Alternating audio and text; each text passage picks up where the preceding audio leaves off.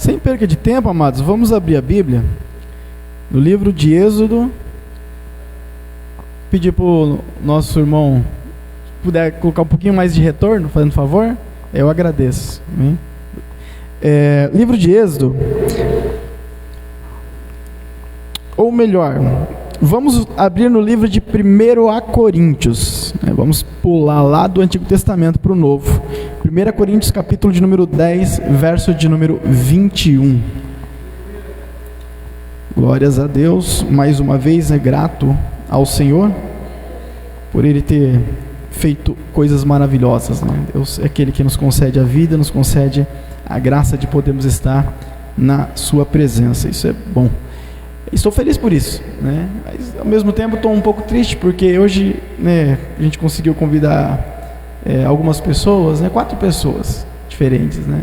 Infelizmente, ia para uma outra igreja, e amém, bênção de Deus. Outro, infelizmente, não deu resposta. Outro tinha um outro compromisso. Outro disse que não ia dar certeza. Enfim, né? Infelizmente, nenhum deles estão aqui. Mas o Senhor Deus é aquele que pesa, né, os nossos corações, nosso sentimento. Pode diminuir um pouquinho o retorno, tá? Fazendo favor, começou a microfonia, mas agradeço. E Deus, Ele pesa, né, os nossos sentimentos, as nossas intenções. E naquele dia a Bíblia diz que Deus, Ele vai separar, né, os bodes das ovelhas. Então tem aqueles que de fato, né, não puderam estar, e Deus compreende o coração. Mas existem aqueles que não estão trocando um culto por algo, por outra coisa, mas está trocando o próprio Jesus, né, porque não decide viver uma vida com Cristo, infelizmente. 1 Coríntios capítulo 10, verso número 21. O verso que diz assim: não podeis beber o cálice do Senhor e o cálice dos demônios. Não podeis ser participantes da mesa do Senhor e da mesa dos demônios. Repetindo: não podeis beber o cálice do Senhor e o cálice dos demônios. Não podeis ser participantes da mesa do Senhor e da mesa dos demônios. Senhor Deus, mais uma vez te agradecemos, ó Pai, e sou grato a Ti, Deus, não invalidando a oração do Teu servo, ó Deus, mas complementando ela e pedindo, ó Senhor, para que o Senhor confirme as palavras do Teu servo nessa noite, que o Senhor venha falar em cada coração, em cada alma, em cada interior, e que esta palavra, Deus, possa penetrar no íntimo, no âmago de cada um, Senhor, que ela venha mais uma vez, Deus, discernir, ó Pai, entrar, ó Deus, nas juntas e medulas, ó Deus, entre alma e espírito, e cumprir, ó Deus, a Tua vontade. Nos dê sabedoria, Pai, nos dê o entendimento da Tua palavra, e que esta mensagem, ó Deus, possa em cada um de nós gerar grandes bênçãos para a honra e glória do Teu nome. Amém. Tome seu assento, por gentileza. 1 Coríntios capítulo 10, verso número 21, este verso é escrito pelo apóstolo Paulo à igreja de Corinto. Paulo estava em Éfeso nesta época, nesta ocasião em que ele escreveu este verso. Quando Paulo ele escreve, na verdade, ele tinha recebido relatórios a respeito dos irmãos da comunidade cristã que havia ali em Corinto. Paulo passou por ali, ele pregou a palavra, ele fez a obra missionária, e ali foi constituída então uma igreja, foi constituído uma comunidade cristã. Mas Corinto era um lugar difícil de se viver, era na verdade uma metrópole portuária, tinha muita gente que passava por ali, muitos mercadores, muitos viajantes, e na época, o povo fenício era muito forte nas questões comerciais, em naus, em navios, e eles passavam por ali e eles iam deixando o seu rastro de idolatria, de paganismo. Então, os de Corinto, eles acabavam por adotar este paganismo e por viver aquilo que era ensinado a eles. Então, o costume de outros povos, como o costume dos fenícios, por exemplo, era uma influência muito grande aos de Corinto. E os membros daquela igreja também estavam sendo influenciados por toda aquela idolatria que existia ali. E quando Paulo ele recebe este relatório, Paulo ele exorta, ele ensina, instrui os irmãos de Corinto a viver uma vida voltada a Deus, e a desordem espiritual, o pecado, a iniquidade ali era tão forte que veio a existir um verbo do nome Corinto, que se chama corintianizar, que tem a ver com a prática da iniquidade, com a prática da maldade. Então Paulo escreve essa primeira epístola em exortação aos irmãos ali de Corinto. E Paulo, no capítulo de número 10, ele começa a falar a respeito do povo de Israel, e ele traz a memória do povo, a memória dos de Corinto ali, que já conhecia a palavra de Deus, não eram israelitas propriamente dito, mas eram conhecedores, né, da palavra do Senhor que havia sido pregada ali.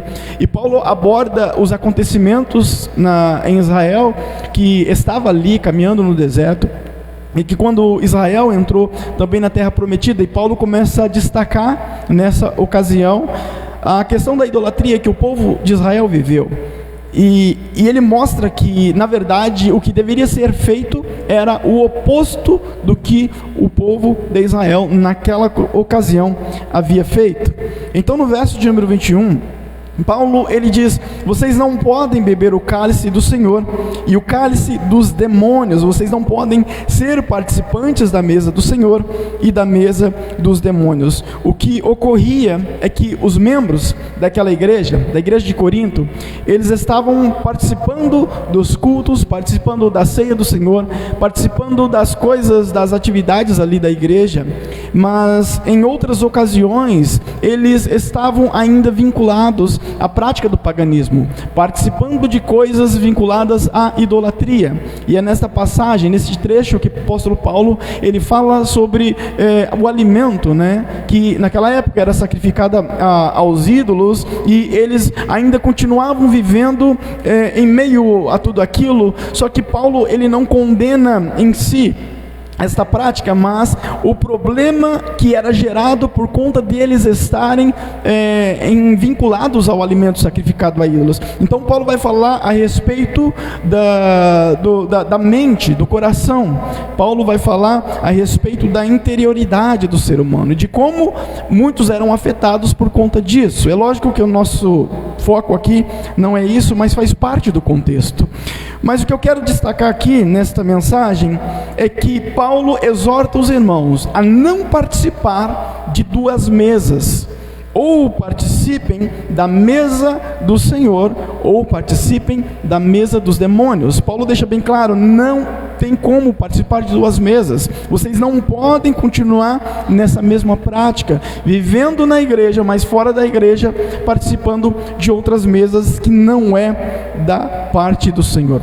E eu quero, com esta pequena introdução, trazer como tema para esta mensagem que ainda há lugar na mesa. Ainda há lugar na mesa.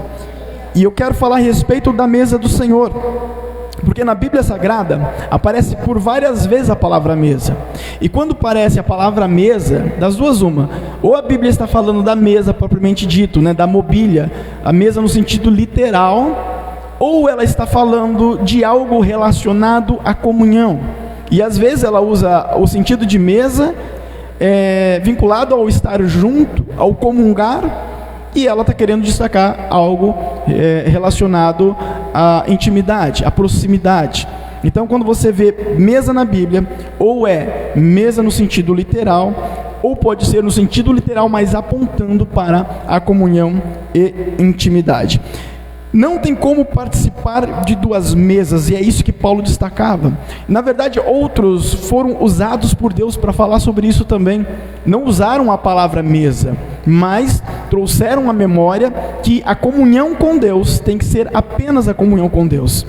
João, em sua primeira carta, em sua primeira epístola, no capítulo 1, verso de número 6, ele escreveu dizendo: se dissermos que mantemos comunhão com Ele e andarmos nas trevas, mentimos e não praticamos a verdade.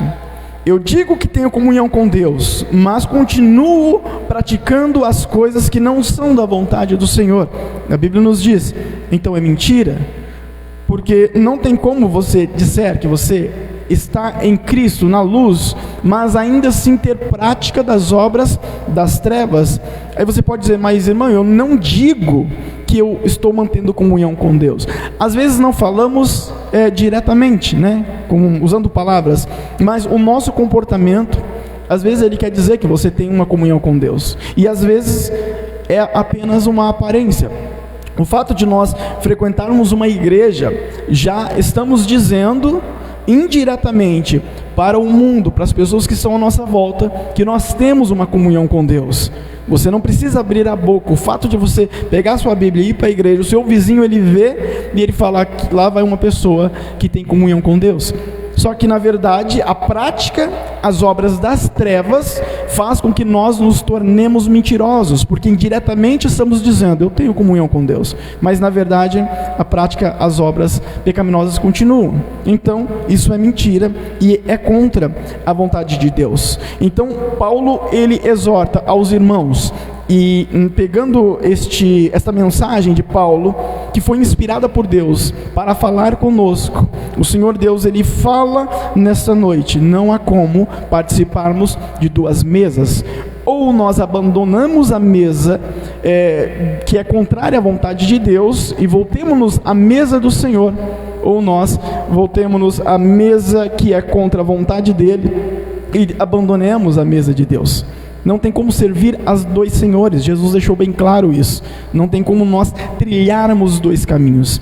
Infelizmente existem pessoas que estão tentando trilhar dois caminhos. Na verdade ela só está em um, que é o caminho que infelizmente leva à perdição. E eu quero falar sobre mesa nessa noite, no sentido então de comunhão.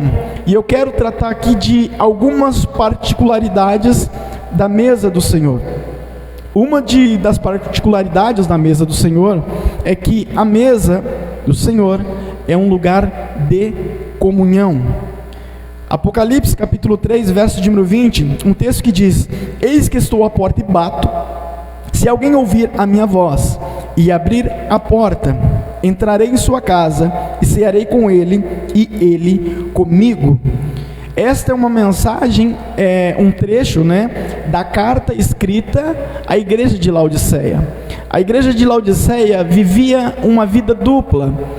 Ela vivia basicamente como os de Corinto viviam, uma vida dupla. Só que o problema da igreja de Laodiceia, diferente da igreja de Corinto, não era a prática pecaminosa da idolatria e do paganismo que era trazido de fora. A igreja de Laodiceia estava com a sua alma firmada, estabelecida em riquezas, em coisas materiais. Por conta disso, continuava sendo uma igreja de aparência, porém, na sua interioridade, nas suas entranhas espirituais, estavam vinculados a coisas que não era da vontade do Senhor. Ou seja, o amor deles, a alma deles, a comunhão deles estava mais voltada à riqueza, mais voltada à vida material do que à vontade do Senhor. Então Jesus, ele vem e fala com essa igreja através dessa mensagem: eu estou à porta e bato.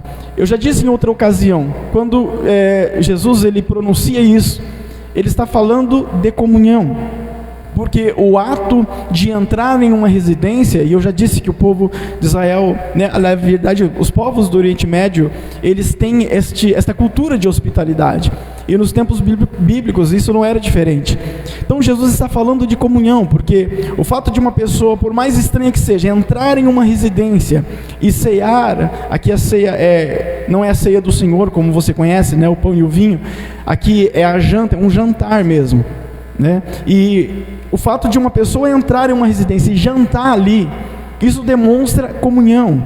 A pessoa da residência ali, o dono da residência, ele está expressando o quê? Um momento de comunhão. Ele está abrindo a sua casa para um momento de intimidade. Poxa, mas isso com um estranho? Sim, na cultura deles é assim. Nossa, é diferente, Se bater um estranho na sua casa, dificilmente você vai permitir que ele entre na sua casa, sente a sua mesa ali e coma com você. Mas na cultura deles, isso era uma coisa natural, era comum. Então quando Jesus ele diz isso, o povo da época entendeu, fazia parte do dia a dia deles. E quando Jesus ele fala então, eu cearei com ele, com aquele que abrir a porta e Ele vai cear comigo, Jesus está falando de comunhão, Jesus está falando de intimidade. Porque na época, inclusive hoje no Oriente Médio, é normal ainda comer com mãos, eles não comem com talheres, vocês sabem disso. E eles comem tudo no mesmo prato.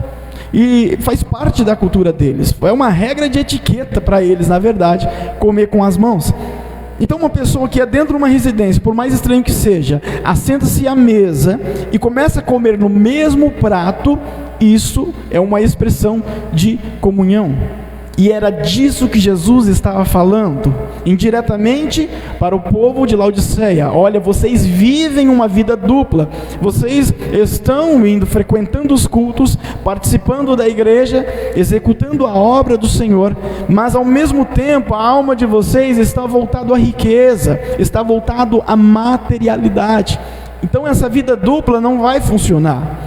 Eu estou à porta, batendo, querendo entrar, ou seja, eu quero ter comunhão com vocês. Então o simples fato deles estarem na igreja não garantia a comunhão com Cristo Jesus. Para que eles tivessem comunhão, eles deveriam abrir a porta, ou seja, Jesus está falando de uma atitude. Então tome uma atitude e abre a porta. Por que a porta estava fechada? Por que a porta estava trancada? Nós sabemos, até porque na nossa cultura é assim, geralmente nós fechamos a porta por causa de uma necessidade.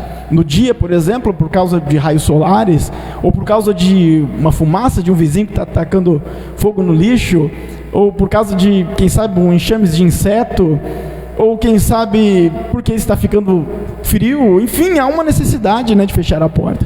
E naquele tempo não era diferente, então eles fechavam a porta porque eles iam dormir, ou porque estava muito frio, enfim, uma necessidade. Só que era algo que trazia para eles aconchego. Jesus está falando, vocês estão aconchegados, estão tranquilos, vida na igreja, vida na obra material, mas estão esquecendo da comunhão, da intimidade. Estão esquecendo da mesa do Senhor. Infelizmente, muitos de nós estamos na igreja, mas não estamos assentados à mesa do Senhor. E eu digo, fazendo luz ao tema dessa mensagem, ainda há lugar na mesa do Senhor. Amém?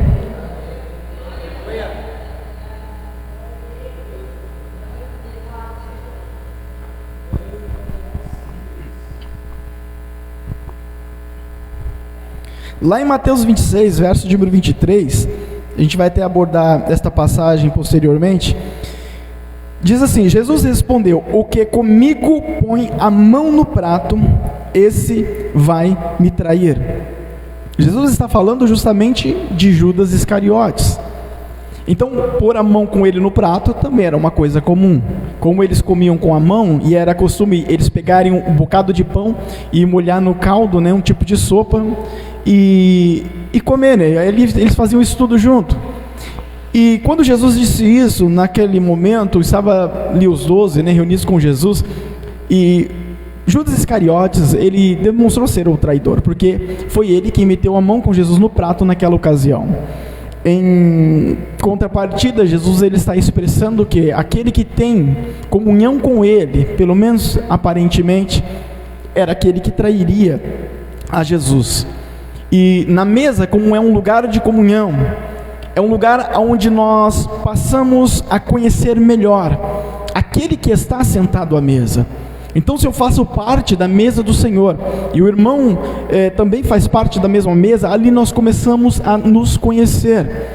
Ali começamos a criar um laço, né, de amizade, de irmandade, algo espiritual, algo que é proporcionado por Deus e pelo Espírito Santo. E a Bíblia nos diz, né, que quando nós estivermos em momentos de dificuldade e até mesmo de pecado, para nós confessarmos as nossas necessidades aos santos, né, confessar uns aos outros, porque nós podemos nos ajudar, nos auxiliar. O irmão que está ao seu lado, ele pode ter um ombro amigo para te oferecer, ele pode ter uma palavra. Por isso a necessidade de nós estarmos na igreja, né? E até conversando com o servo do Senhor por esses dias, e o diabo, ele criou uma maneira, né, de não precisar tanto perseguir a igreja em muitas nações. Ele criou um outro sistema de igreja, que é o quê? A igreja em casa.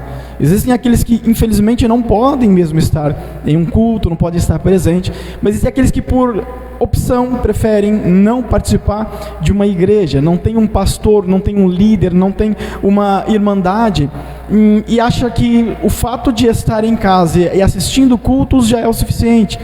Pode ser que ainda assim algo aconteça na vida da pessoa e tudo seja uma bênção, mas a probabilidade é infelizmente de não dar muito certo, porque essa necessidade de estarmos juntos já é bíblica, né? Os irmãos ali, eles se reuniam no cenáculo, se reuniam nas sinagogas, eles se reuniam na casa um dos outros para realizar o culto. Isso já vem de lá, mas na época não existia internet, mas o Espírito Santo de Deus que trabalhava naquela época é o mesmo que trabalha hoje. E a Bíblia continua nos falando sobre comunhão e sobre intimidade. Então é algo necessário que existe. E quando eu sento à mesa do Senhor, nós passamos a nos conhecer uns aos outros. Foi isso que aconteceu, todos conheceram quem era o traidor ali por conta de estar à mesa, Judas Iscariotes, né? Ali eles conheceram porque alguns viram Judas metendo a mão no prato e soube que era Judas. O próprio Judas pergunta para Jesus: sou eu, mestre? E Jesus fala: você mesmo disse isso. Então na mesa é lugar de nós nos conhecermos mais. É por isso que precisa existir um momento de mesa nas nossas vidas. Nós, como cristãos, é necessário ter um momento de mesa, um momento em que nós sentamos, conversamos, tratamos de testemunhos, de experiências. Isso tudo é válido. Só que muitas das vezes isso não existe nem mesmo dentro da nossa própria casa, que dirá na igreja. E tem se perdido isso, né? Isso vem se perdido com o tempo. Hoje um almoça na sala, o outro no quarto, o outro na varanda, né? Outro, enfim, diferente de épocas passadas, né? Que as pessoas se reuniam em volta da mesa, literalmente para se alimentar, e ali tinha aquele momento de família. Mas isso não tem existido mais. Lá na minha casa, né? A Thalita não está aqui para confirmar isso, mas ela pode confirmar. Nós temos tentado, lutado para que isso exista em nosso lar, porque isso é bom, né? Às vezes as crianças ali não querem se alimentar no horário correto, às vezes está fazendo alguma coisa, brincando e quer continuar com aquilo. Então existe uma luta ali, né, que nós travamos ali com as crianças para que elas estejam ali se reunindo, né, na mesa e tal. Aí por esses dias até o Nicolas, né, ele queria pegar o celular lá para usar, e era momento de alimentação, não sei se era janta ou almoço, não lembro. Aí eu falei: poxa, se eu desligar o celular dele, tomar da mão dele, vai virar uma guerra literalmente, né? O que eu quero, que é estar à mesa em comunhão, vai virar só choro e não vai funcionar. Só que eu também não posso ceder, né? Também não posso deixar. Aí eu fui lá e desliguei na internet. Falei: vou desligar a internet. Demorou uns alguns segundos. Boa. Ele falando: boa. Não, acabou, filho, já era, acabou. Aí eu falei para ele, não, o pai desligou a internet porque é o momento de se alimentar. Aí ele deixou o celular de lado e a gente ali na mesa, e é uma bênção, meu querido, é uma bênção. Ali na mesa nós tratamos de coisas particulares que às vezes não dá tempo de falar no dia a dia, ou porque não temos a oportunidade, né? Um trabalhando, outro fazendo alguma coisa e tal. E ali, às vezes, a Laura, ela sempre pergunta de coisas da Bíblia, sempre pergunta de coisas espirituais, e a gente conversa, a gente dá risada. O Nicolas é muito brincalhão, né? Não parece muito, porque ele é meio retraído, mas ele é muito brincalhão, ele faz gracinha, às vezes tem que chamar a atenção, né, dele para ele parar, porque acaba atrapalhando a Laura também. Mas é um momento gostoso, é um momento ali que o nosso relacionamento, o nosso vínculo familiar, ele cresce. Aí quando chegar lá na frente, os nossos filhos passarem por momentos de dificuldade, eles vão contar com quem? Com quem eles têm mais intimidade. Mas como eles vão ter mais intimidade conosco, se nem mesmo no momento de mesa nós temos a relação entre pai e filho, mãe e filho, filha e tudo mais? Então nós temos que resgatar isso. Então não permita que seus filhos eles fiquem longe de você e percam o momento de mesa. Não permita isso. Não estou falando para você brigar e criar contenda, não. Mas vai trabalhando em cima disso.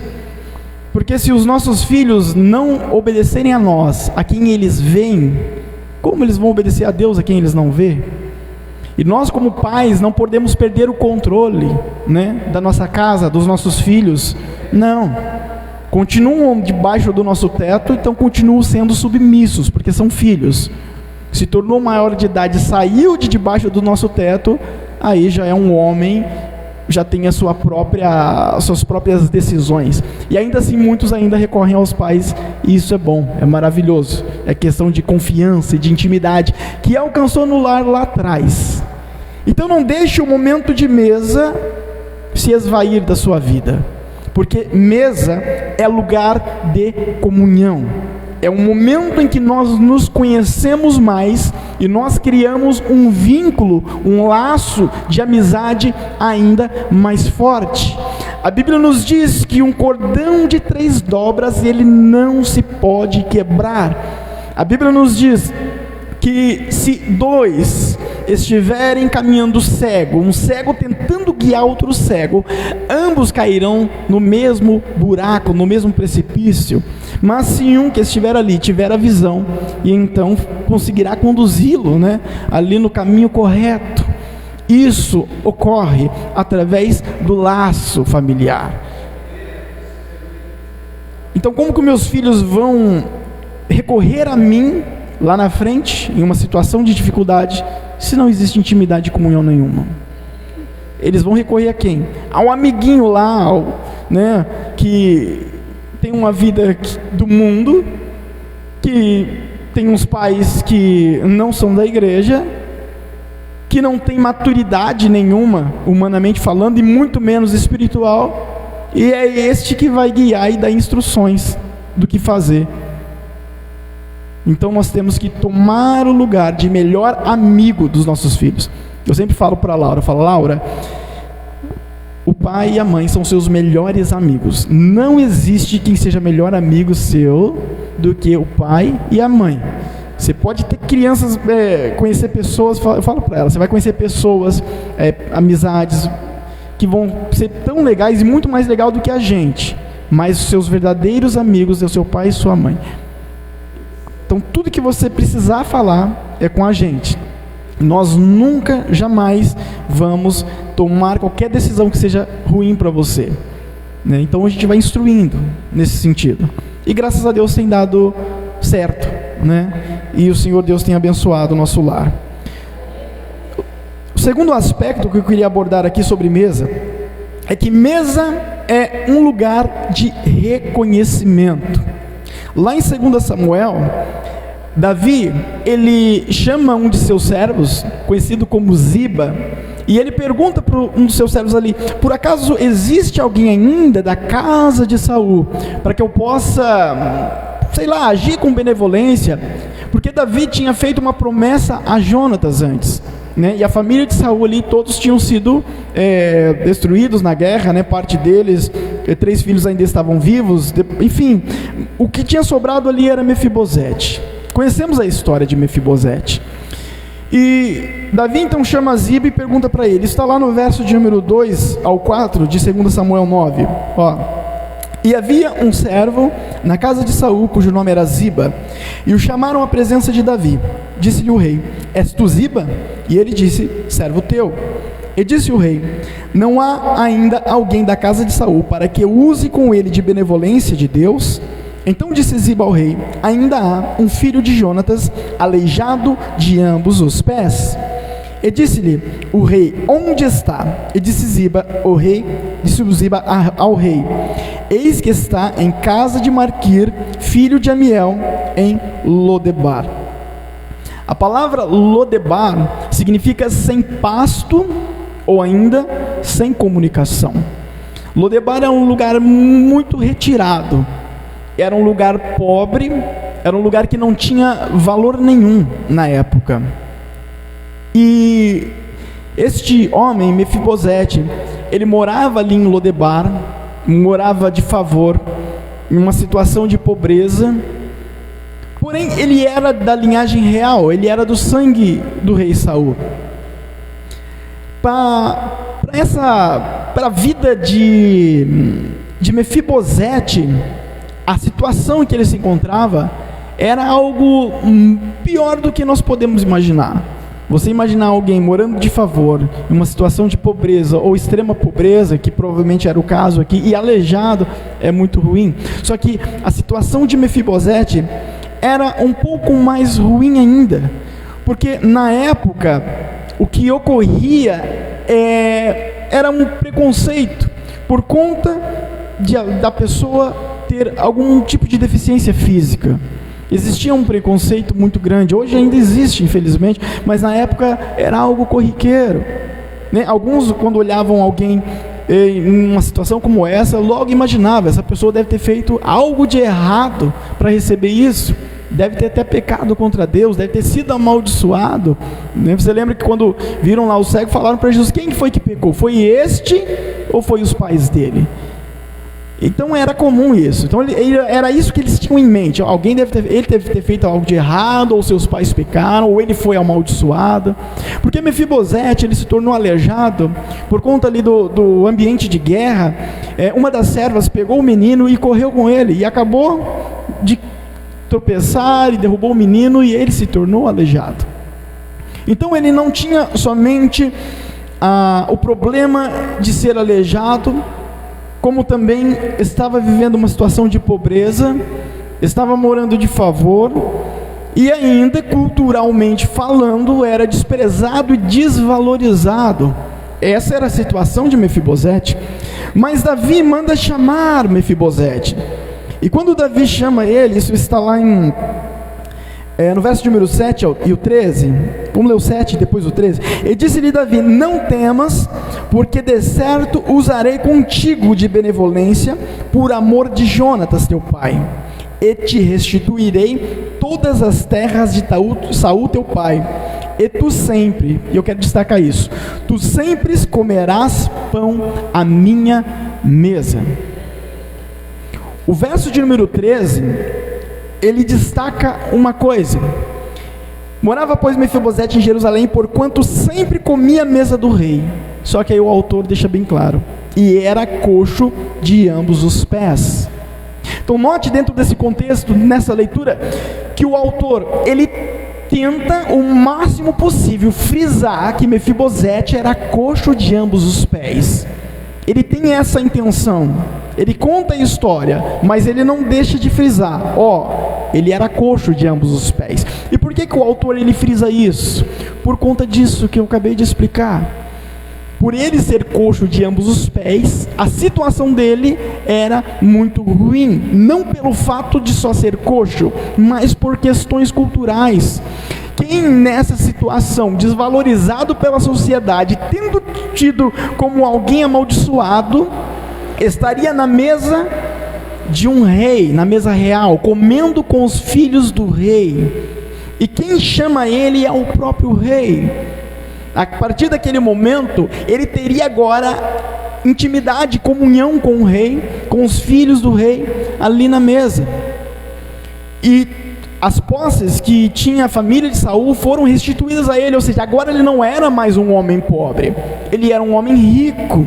Continuava sendo aleijado, sim, mas era um homem rico, e agora, por conta de sua riqueza, o desprezo da sociedade mudou. Mas não é só isso, agora ele tinha comunhão com o rei. Ele poderia agora se alimentar em sua própria residência, claro, ele é agora um homem rico, mas o rei fez questão, não, agora você vai estar comigo, sentado à minha mesa, se alimentando. Ou seja, a mesa do Senhor, e falando agora no sentido espiritual, é lógico, é um lugar de reconhecimento. Quando Deus ele nos convida a sentar à sua mesa, Ele está agora nos reconhecendo como quem? Como filhos. Éramos antes cegos, éramos antes nus, éramos aleijados, não éramos nada. Estávamos vivendo na Lodebar, espiritualmente falando, que é um mundo aonde parece que tem riqueza e coisas boas, mas espiritualmente falando é um lugar de extrema pobreza, de extrema miséria. No mundo não tem nada, não tem nenhum valor espiritual, é um lugar de miséria espiritual, e é ali que nós estávamos vivendo. achando que estávamos sendo valorizados pela sociedade, né, onde os amigos batiam nas costas, né, levando para o boteco. Não, ali nós estamos sendo desvalorizados, ali nós estamos perdendo todo o nosso valor, o valor que Cristo pagou por nós na cruz do Calvário, nós estávamos jogando na lata do lixo. Mas Deus nos chamou para sentarmos à mesa com Ele, um lugar de intimidade, um lugar de comunhão, um lugar de reconhecimento. Quem se assenta à mesa do Senhor é reconhecido como filho de Deus. Ali Mefibosete se alimentava com os filhos do rei, espiritualmente falando. Você fez parte na mesa do Senhor, então agora você é filho de Deus, você é filho do Senhor. Bendito seja Deus. Aleluia.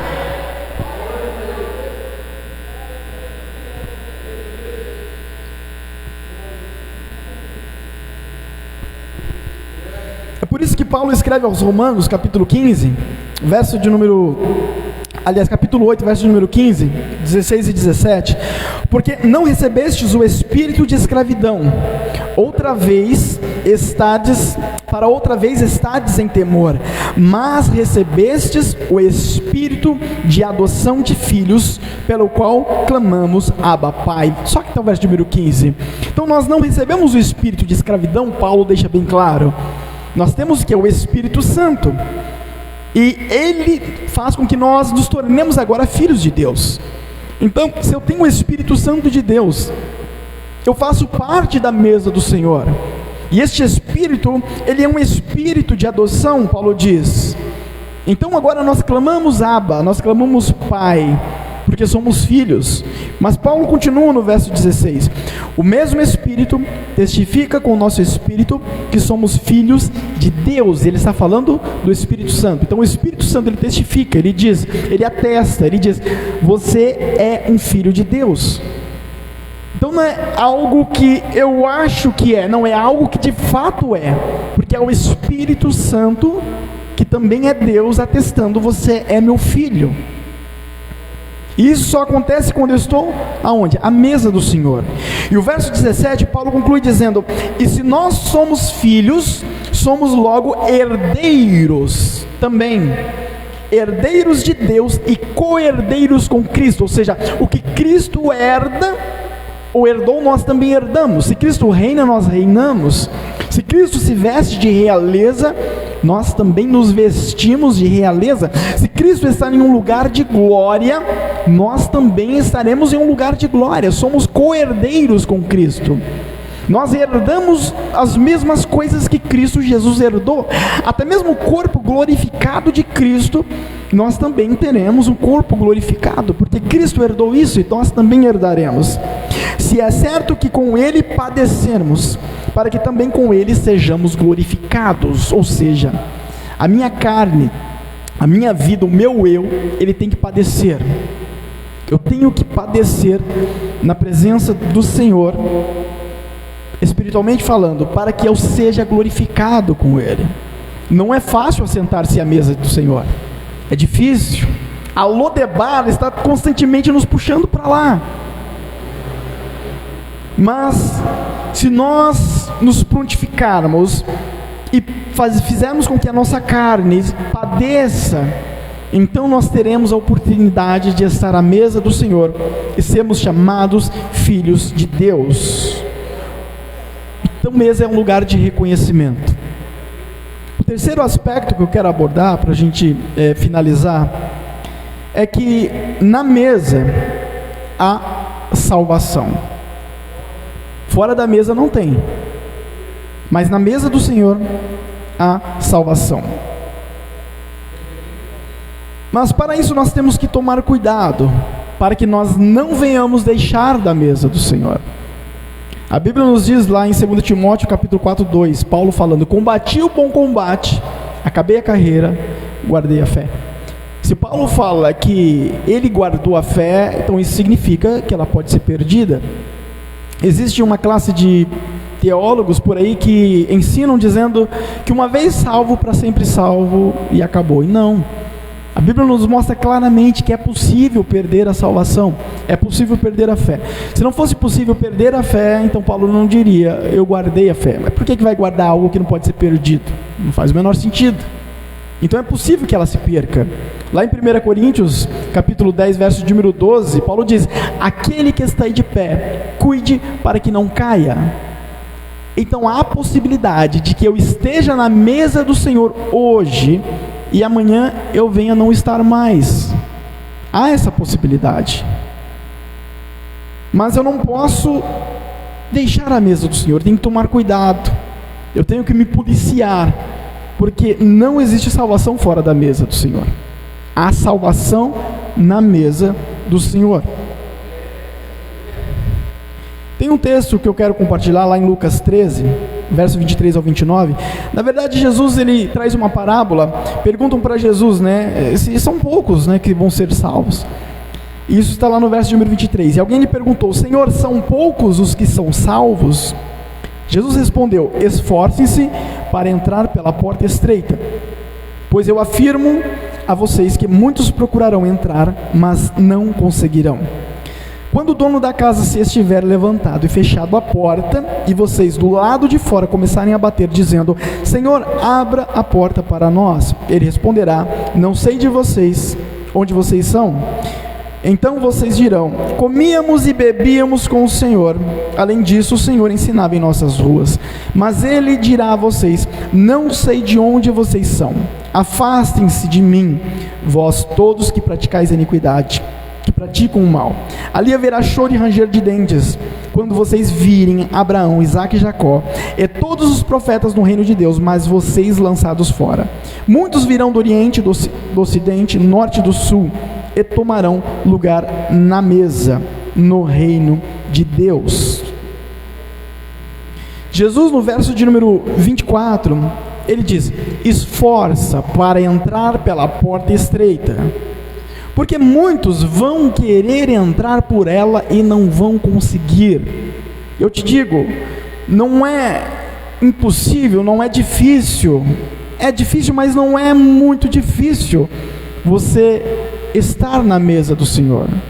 O maior problema é você permanecer nela, porque você vir para a mesa não é difícil. Se você dobrar os seus joelhos e começar a orar, você está começando a ter acesso à mesa do Senhor.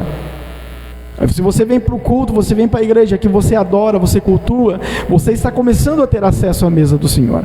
Mas permanecer na mesa que é o mais difícil.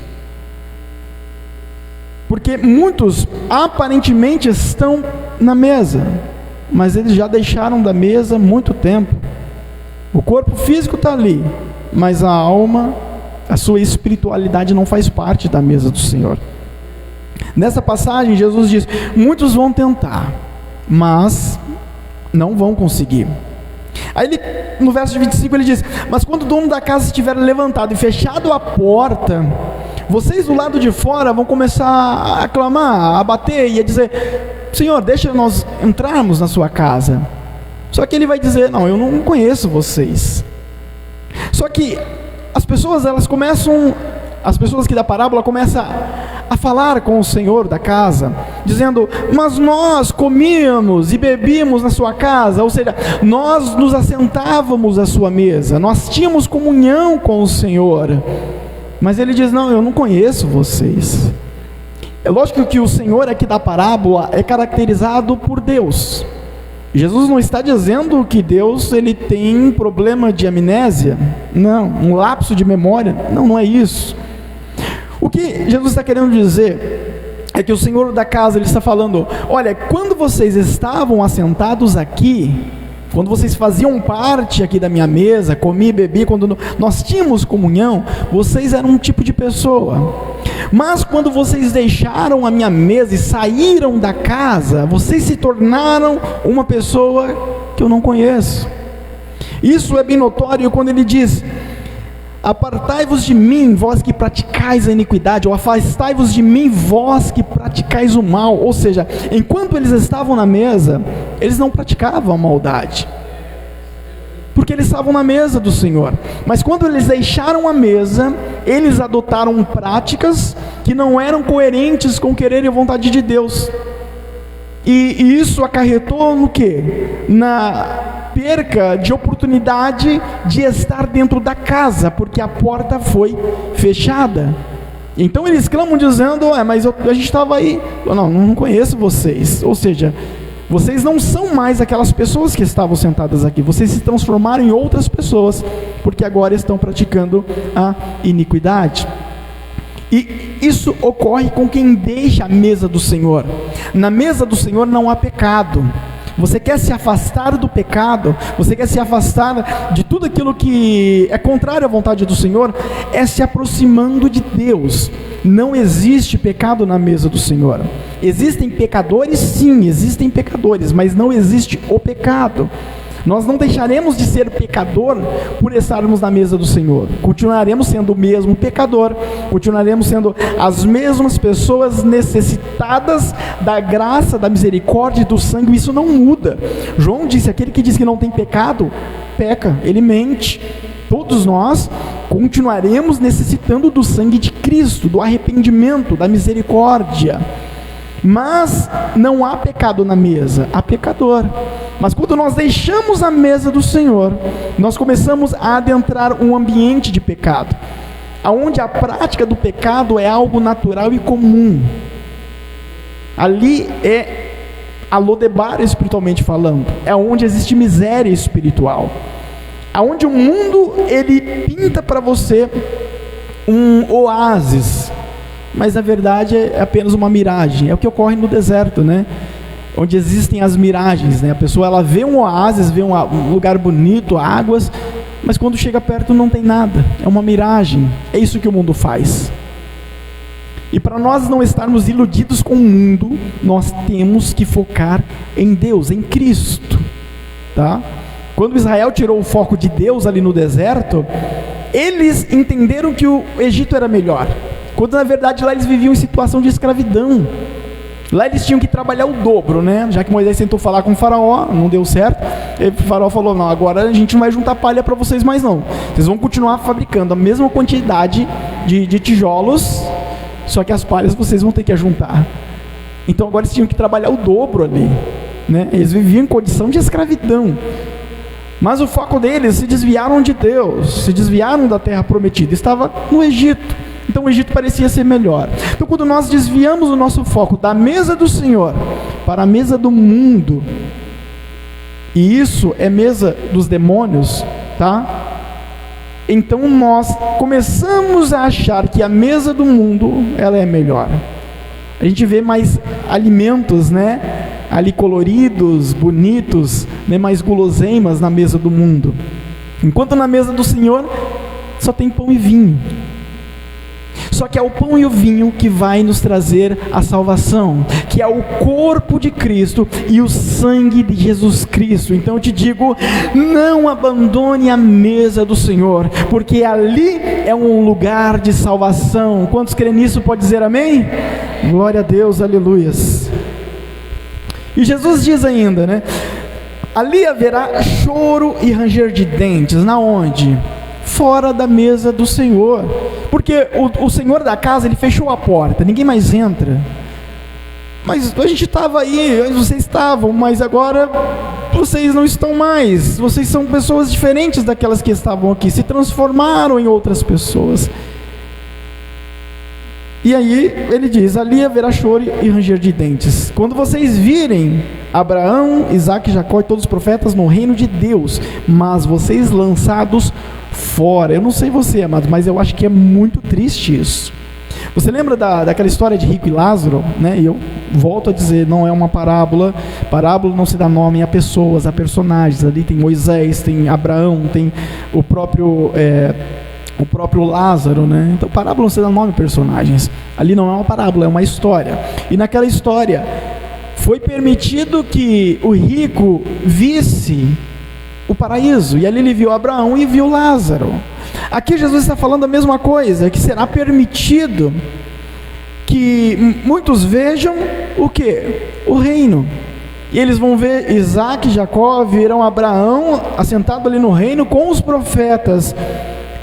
Só que eles vão perceber que eles estão fora do reino, não tem como entrar mais.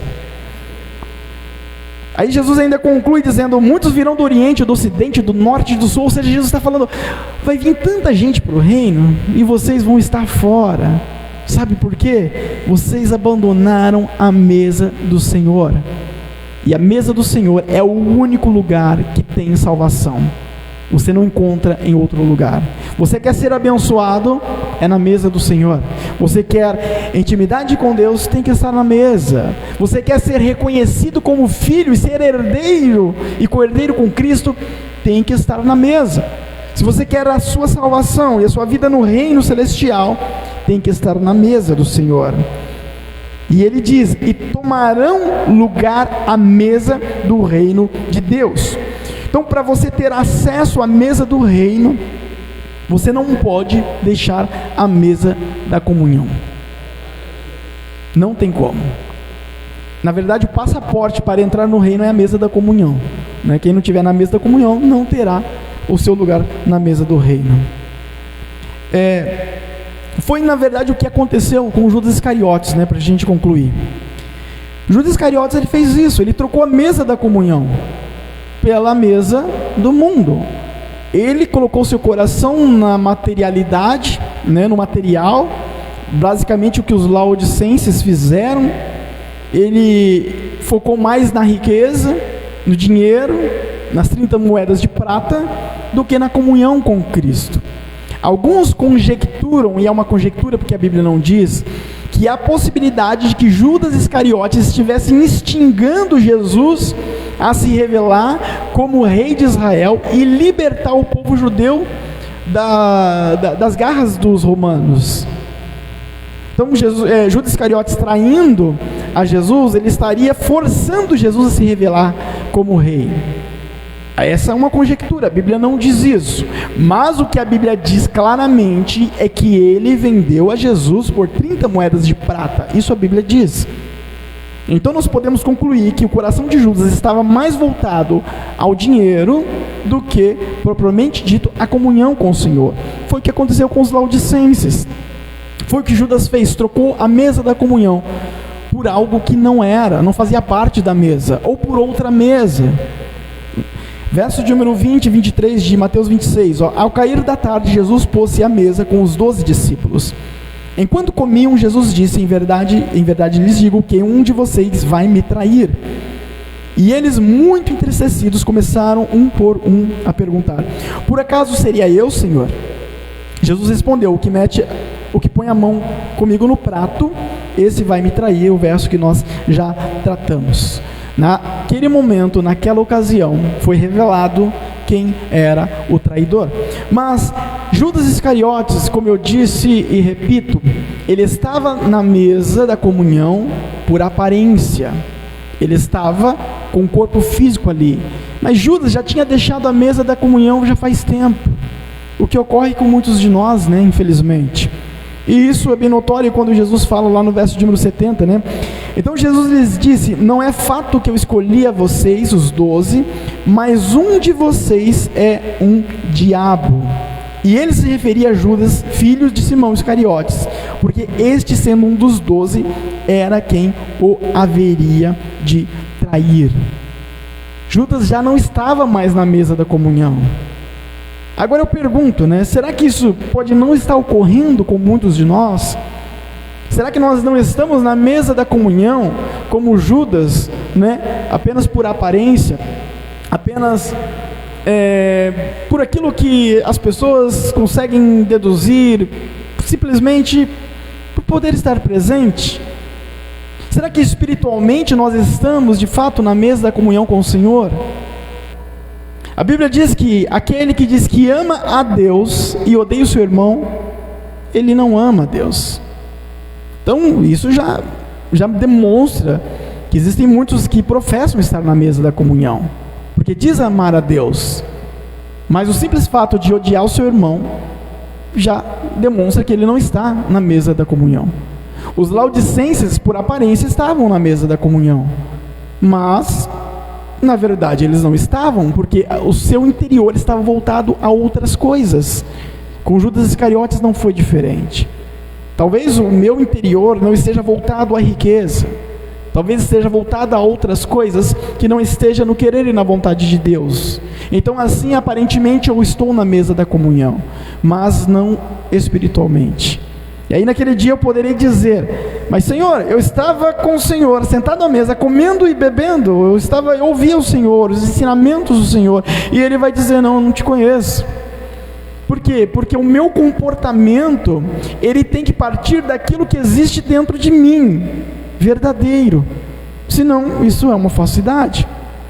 Então se eu demonstro estar na mesa do Senhor, mas interiormente eu não faço parte, a própria Bíblia me diz: isso é mentira, é conhecido como hipocrisia. A palavra hipócrita, ela vem do original, que tem o mesmo sentido de ator, ser um ator, sabe? Os atores, né? Demonstram aquilo que na verdade não é por conta de sua profissão, né? Então lá o rapaz, ele faz lá o papel de um policial, por exemplo, né? Num filme, numa novela, enfim, mas na verdade na vida real às vezes ele não é, então ele é um ator. É daí que vem a palavra hipócrita, é se passar por alguém que na verdade você não é, e não dá certo com Deus. Não tem como eu se passar por um membro da mesa do Senhor se eu de fato não ser. Naquele dia haverá uma separação, eu disse no início, os bodes das ovelhas. E os bodes serão aqueles, muitos dos bodes serão aqueles que professavam estar na mesa da comunhão, mas não estavam. Por isso muitos vão dizer, né? Senhor, em teu nome eu profetizei, em teu nome eu preguei, em teu nome eu louvei, eu estava lá no culto, eu participava dos cultos, eu sentava na cadeira, eu ouvia a tua palavra, eu até levantava a mão, né? Na hora que o pregador, o pastor lá pedia para levantar a mão, eu participava. Jesus vai falar: não, eu não conheço você.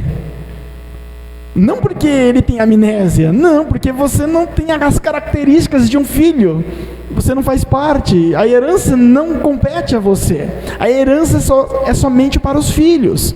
Quem não é filho não herda. E qual é a herança? É o reino, não existe outra, é o reino, é a salvação. E se eu quero ser herdeiro e co-herdeiro com Cristo, então eu tenho que estar na mesa do Senhor. Amém? Vamos ficar de pé para a gente fazer uma oração em nome de Jesus. E vamos nessa ocasião pedir a Deus para que o Senhor nos ajude para que nós possamos estar à sua mesa, né? E melhor de tudo, permanecer, que essa é a parte mais difícil, permanecer. E que nós procuremos a mesa do Senhor constantemente. Faça isso no seu lar, na sua casa. Dobre os joelhos em oração, fala com Deus, busque ao Senhor. Procura ter um devocional com Deus, né, no seu lar. Coloca lá um louvor para você ouvir, né? Adore a Deus naquele momento ali. Abra sua Bíblia lá, lê ali alguns trechos da palavra do Senhor. Procura entender aquilo, anota, né? Procura um livro, né, religioso, logicamente cristão, né, evangélico. Leia, procure se alimentar da palavra do Senhor, né? Ouça, né, os pregadores que de fato são pregadores da palavra da verdade, e não se esqueça de tirar o seu momento de oração. Assim você vai estar fazendo parte cada vez mais da mesa do Senhor. Não limite a sua vida somente aos cultos da igreja, aos cultos de quarta, aos cultos de domingo. Não seja filho só nos dias de culto, não. Seja um filho constante. Faça parte da mesa do Senhor constantemente. E lá na frente, em nome de Jesus, eu quero falar aqui com toda a minha fé, nós vamos estar no reino de Deus. Você vai olhar para mim, eu vou olhar para você, e você vai falar: irmão, era verdade, valeu a pena tirar os meus momentos de oração, valeu a pena tirar meus momentos de devocional com Deus, valeu a pena, estamos aqui no reino, estamos aqui com Cristo. Você vai ver que vai valer muito a pena. Amém? Senhor Deus, obrigado, Pai, por essa ocasião, por essa palavra que o Senhor nos usou a ministrar e a falar no coração dos teus filhos. Perdoa-nos, Deus, somos pecadores, somos falhos, mas o Senhor é maravilhoso e tem feito coisas grandes em nossas vidas. Obrigado, Deus, e nos ajude a permanecer na mesa do Senhor, nos ajude a continuar, ó Deus, na nossa vida voltada a Ti, que nós possamos ter um devocional contigo e, Senhor, não abandonar a mesa da comunhão, porque ali há salvação, ali há reconhecimento como filho, e nós queremos muito, Senhor, estar contigo no reino, Pai. Por favor, trabalhe em nossas vidas, em nossas famílias, em nosso lar, Eu creio, Pai, nós vamos estar, e o nome do Senhor há de ser glorificado, em nome de Jesus. Aplauda o Senhor nessa noite. Glória a Deus.